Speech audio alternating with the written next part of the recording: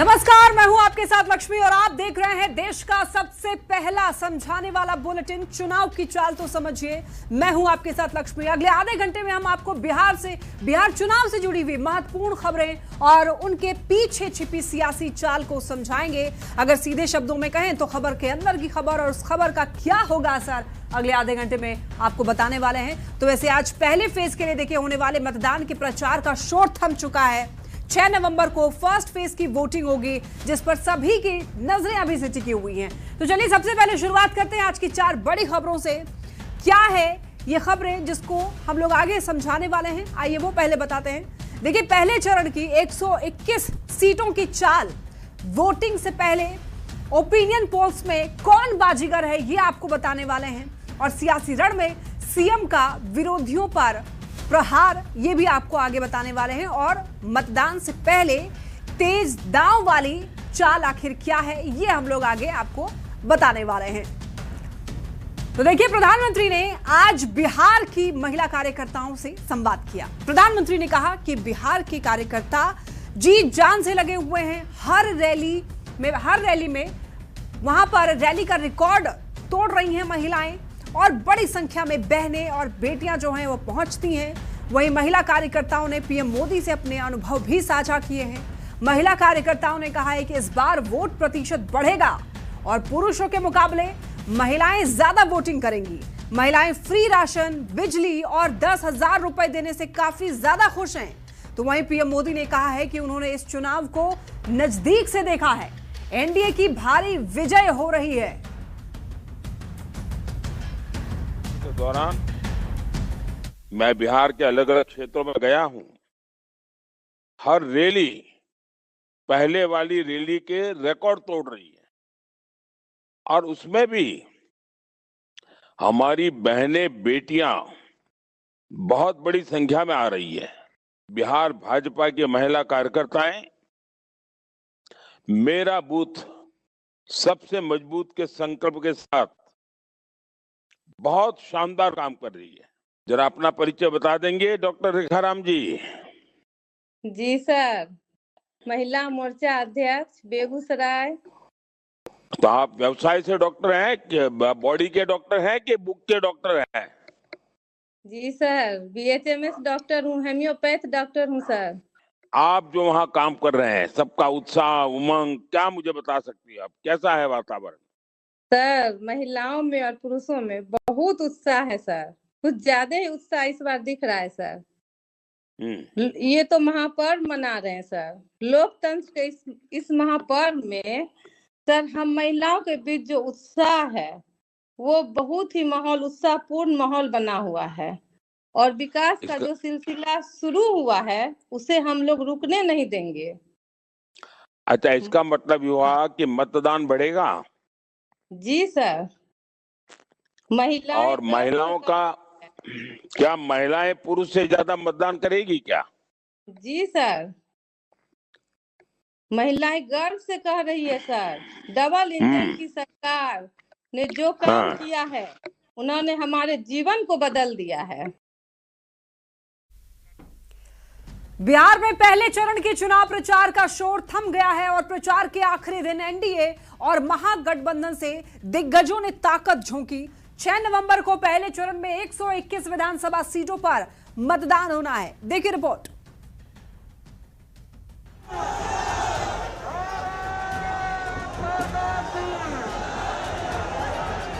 बिहार विधानसभा चुनाव के पहले चरण के प्रचार का शोर थम चुका है।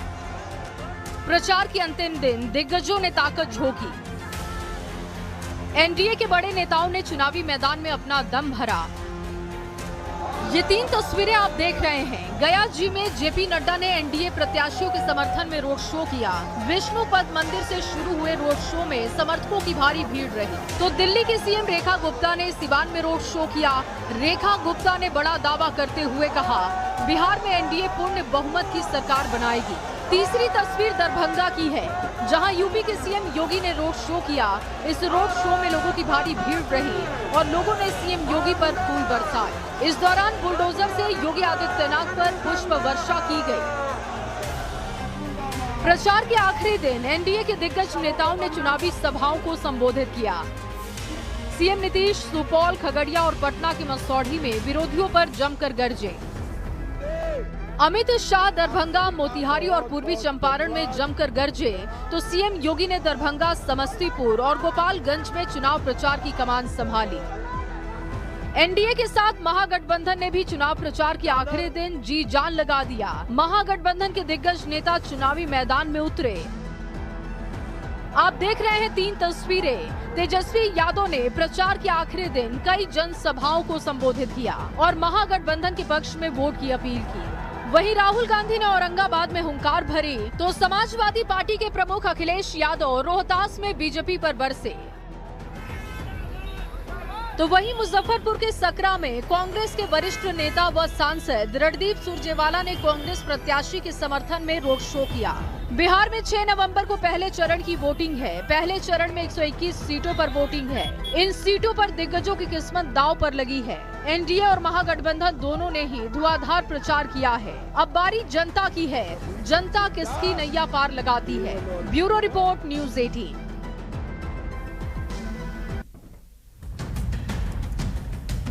तो पहले चरण की 121 सीटों की चुनावी चाल को आइए समझते हैं।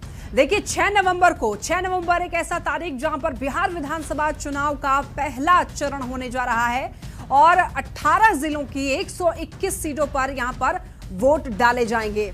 देखिए पटना, भोजपुर, बक्सर, गोपालगंज, सिवान में वोटिंग होगी। इसके अलावा सारण, वैशाली, समस्तीपुर, बेगूसराय, मुजफ्फरपुर, इसके अलावा दरभंगा, सहरसा, मधेपुरा, खगड़िया, मुंगेर, लखीसराय, शेखपुरा और नालंदा में 6 नवंबर को मतदान होने जा रहा है। और देखिए 243 सीटों वाली बिहार विधानसभा चुनाव, यहां पर बिहार विधानसभा की आधी सीटों पर चुनाव होगा। पहले फेज में दरभंगा, मुंगेर और पटना प्रमंडल की सीटों पर सबकी नजरें टिकी होंगी। और देखिए 2020 के चुनाव में इन तीनों प्रमंडलों में एनडीए ने महागठबंधन पर बढ़त बनाई थी। महिला मतदाता नीतीश कुमार की साइलेंट सपोर्टर रही हैं और इस बार तो चिराग पासवान और उपेंद्र कुशवाहा भी एनडीए के साथ हैं, एनडीए का हिस्सा हैं। तो पहले फेज की जो वोटिंग है, इस फेज में क्या इस बार भी एनडीए बढ़त बना पाएगा, इस पर सभी की नजरें होंगी। चलिए बढ़ते हैं खबरों में आगे। देखिए बिहार विधानसभा चुनाव के पहले फेज की वोटिंग से पहले 3 सर्वे एजेंसियों के ओपिनियन पोल आए हैं और तीनों ही सर्वे में एनडीए आसानी से बहुमत का आंकड़ा पार करता हुआ नजर आ रहा है। तो क्या कहते हैं ओपिनियन पोल्स के ये आंकड़े, इस रिपोर्ट के जरिए आप समझिए।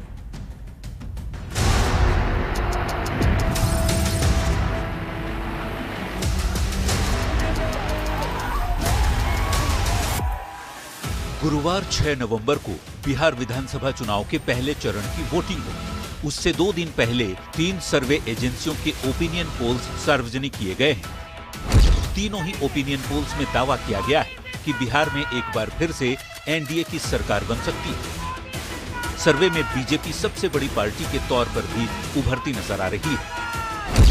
आईएएनएस के मुताबिक एनडीए को 153 से 164 सीट मिल सकती है, जबकि इंडिया गठबंधन के खाते 76 से 87 सीट आ सकती है। अन्य के खाते 2 से 9 सीटें मिल सकती है। जबकि पोलस्ट्रैट के मुताबिक एनडीए को 133 से 143 सीटें मिल सकती हैं। इंडिया गठबंधन को 93 से 102, जबकि अन्य के खाते 2 से 6 सीट मिल सकती है। वहीं चाणक्य सर्वे की माने तो एनडीए को 128 से 134 सीटें मिलने का अनुमान है, जबकि इंडिया गठबंधन को 102 से लेकर 108 सीटें आ सकती हैं और अन्य के खाते में 5 से 9 सीटें जा सकती हैं। तीनों ही सर्वे के मुताबिक बिहार में फिर से एनडीए की सरकार बनने का अनुमान है, यानी इस ओपिनियन पोल्स के मुताबिक नीतीश कुमार के नेतृत्व में एनडीए की सरकार फिर से बन सकती है। वैसे ये आंकड़े एजेंसियों के सर्वे हैं। कौन सा गठबंधन सचमुच किस पर भारी पड़ेगा, इसके लिए सभी को 14 नवंबर यानी नतीजे के दिन का इंतजार करना होगा। Bureau report, news 18। अब आइए सर्वे एजेंसियों के अनुमान को समझते हैं। देखिए पहले चरण के मतदान से पहले 3 सर्वे एजेंसियों ने आंकड़े जारी किए हैं और तीनों सर्वे में बिहार में फिर से एनडीए की सरकार बनने का ही अनुमान है। नीतीश कुमार के नेतृत्व में एनडीए की सरकार फिर से बन सकती है, ऐसा ओपिनियन पोल कह रहे हैं। आईएएनएस के मुताबिक एनडीए को 153 से लेकर के 164 मिलने का अनुमान है और महागठबंधन को 76 से लेकर के 87, जबकि अन्य को 2 से 9 सीट मिलने का अनुमान है। ये पहले फेज के बारे में आपको बता रहे हैं। पोल स्टार्ट के मुताबिक एनडीए को, हालांकि देखिए आपको बता दें कि एनडीए को अगर पूरे सीटों की बात करें तो 133 से 143 सीटें मिल सकती है और महागठबंधन को 93 से लेकर 102 सीट मिलने की संभावना जताई गई है, जबकि अन्य को 2 से 6 सीट मिलने का अनुमान है। इसके अलावा देखिए चाणक्य स्ट्रैटेजी के मुताबिक एनडीए को 128 से 134 मिलने की उम्मीद है और महागठबंधन को 102 से 108 सीट मिलने की उम्मीद जताई गई है और अन्य के खाते में 5 से 9 सीट आ सकती है। देखिए आईएनएस मेट्राइज का ओपिनियन पोल क्या कहता है। बीजेपी को 83 से 87 सीट का अनुमान है और जेडीयू को 61 से लेकर के 65 सीट का अनुमान यहां पर जताया गया है। इसके अलावा घटक दल हम को 4 से 5 सीट मिलने का अनुमान जताया गया है। वहीं एलजेपी आरवी यानी चिराग पासवान की जो पार्टी है उसको 4 से 5 सीट मिल सकता है। आरजेडी को 62 से लेकर के 66 सीट का अनुमान जताया है और कांग्रेस को 7 से लेकर के 9 सीट मिलने का अनुमान जताया गया है।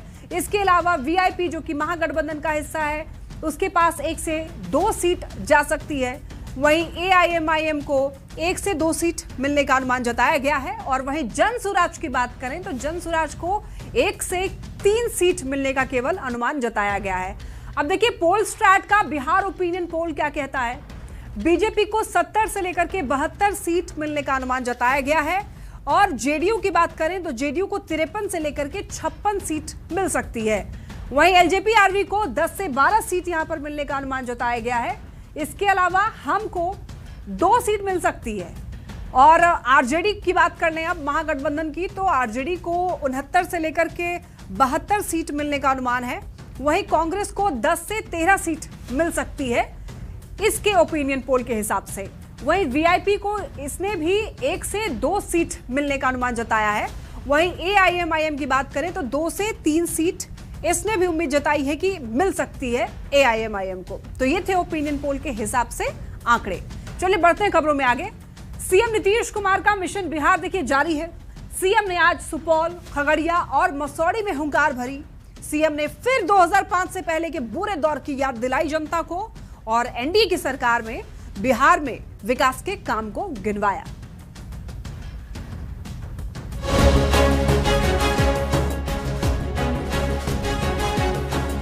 बिहार के सियासी रण में मंगलवार को सीएम नीतीश खूब गरजे। सीएम नीतीश ने सुपौल, खगड़िया और मसौढ़ी में चुनावी सभा की। मसौढ़ी में सीएम नीतीश ने एक बार फिर 2005 के पहले के दौर की याद दिलाई। हम लोगों की सरकार तो सारा काम कर रहा है और केंद्र सरकार भी पूरे बिहार की मदद कर रही है और इस प्रकार से बिहार कितना आगे बढ़ा। लेकिन हम लोगों के चुनाव के पहले जो हम लोग को 24 नवंबर 2005 को हुआ, अब 20 साल हो गया है, 20 वर्ष, तो जो पहले वाला था वो कितना गड़बड़ करता था। याद है ना पहले क्या स्थिति थी। पहले बहुत बुरा हाल था। लोग शाम के बाद घर से बाहर नहीं निकलते थे। समाज में कितना विवाद होता था, कितना हिंदू मुस्लिम झगड़ा होता था। सुपौल के त्रिवेणीगंज में सीएम नीतीश ने चुनावी जनसभा को संबोधित किया। सीएम ने जेडीयू प्रत्याशी सोनम रानी के समर्थन में सभा करते हुए कहा, 2005 के पहले बिहार की स्थिति बेहद खराब थी। लोग डर के साए में जी रहे थे। लूटपाट और हत्या आम बात थी। ये अब सब तरह से विकास हो रहा है और समझ लीजिए कि बिहार तो बढ़ ही रहा है और बिहार इतना बढ़ेगा, आप समझ लीजिए इस देश में 2-4 राज्य है बहुत आगे, उसी तरह से बिहार भी बहुत ज्यादा विकसित होगा। सीएम नीतीश कुमार ने खगड़िया में भी चुनावी हुंकार भरी। जेडीयू उम्मीदवार बबलू मंडल के पक्ष में चुनाव प्रचार करते हुए नीतीश कुमार एक बार फिर से लालू प्रसाद और राबड़ी देवी के शासनकाल की याद दिलाने से नहीं चूके। सीएम ने कहा कि केंद्र से पूरी मदद मिल रही है। बिहार विकास के पथ पर तेजी से आगे बढ़ रहा है। पर तो पहले क्या किया था, कोई काम नहीं किया था।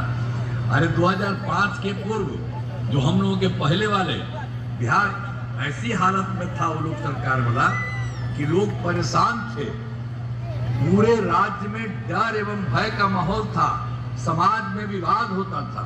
हम लोग कर रहे हैं और ऊपर से केंद्र का भी सहयोग हो रहा है, तो आप समझ लीजिए बहुत ज्यादा हो रहा है। लड़का लड़की सबके लिए काम करते हुए ये सब हम लोग करते हैं और कर रहे हैं। बिहार के चुनावी रण में सीएम नीतीश का सियासी पराक्रम जारी है। सीएम नीतीश लगातार चुनावी सभा कर अपनी उपलब्धियां गिना रहे हैं और 2005 से पहले के दौर की याद भी दिला रहे हैं। सीएम नीतीश एक साथ कई चुनावी जनसभा को संबोधित कर एनडीए के लिए वोट मांग रहे हैं। नीतीश का मिशन बिहार जारी है। सुपौल से अमित कुमार, खगड़िया से दिग्विजय कुमार के साथ ब्यूरो रिपोर्ट न्यूज 18। तो सीएम नीतीश कुमार के मिशन बिहार को आइए समझते हैं। नीतीश कुमार के विरोधियों पर दहाड़ को समझते हैं। देखिए, बिहार चुनाव के दौरान नीतीश लगातार एक्टिव दिख रहे हैं। विरोधियों पर नीतीश जो है जमकर निशाना भी साध रहे हैं और बार बार विरोधियों को निशाने पर ले रहे हैं। खास तौर पर 2005 से पहले के शासनकाल को याद दिलाते हैं। जंगल राज का जिक्र करना बिल्कुल भी नीतीश कुमार नहीं भूलते हैं। पुराने दौर की याद दिला करके अपने काम नीतीश कुमार गिनवाते हैं और ये बताते हैं कि महिलाएं जो हैं वो कितनी असुरक्षित थी पहले, इसकी याद वो जरूर दिलाते हैं। और वो बताते हैं कि किस तरीके से बिहार को उन्होंने विकास की राह पर लाया है, विकास की पटरी पर लाने का वो दावा करते हैं, श्रेय लेते हैं और हर वर्ग की भलाई के लिए काम करने का वो दावा कर रहे हैं। नीतीश कुमार अपनी हर सभा में विरोधियों पर प्रहार करते हैं, जमकर निशाना साधते हैं, 2005 का जिक्र करते हैं और अपने काम के दम पर जिताने की अपील नीतीश कुमार जहां भी जा रहे हैं, जितनी भी जनसभाएं कर रहे हैं, वहां पर अपने काम के दम पर जिताने की लोगों से अपील कर रहे हैं। चलिए बढ़ते हैं खबरों में आगे। अब देखिए, तेजस्वी यादव बिहार चुनाव में जीत के लिए तमाम हथकंडे अपना रहे हैं। पहले चरण के मतदान से पहले उन्होंने महिला और सरकारी कर्मचारियों को लुभाने के लिए एक बड़ा दांव चल दिया है, जिस पर अब सियासी बयानबाजी भी शुरू हो गई है।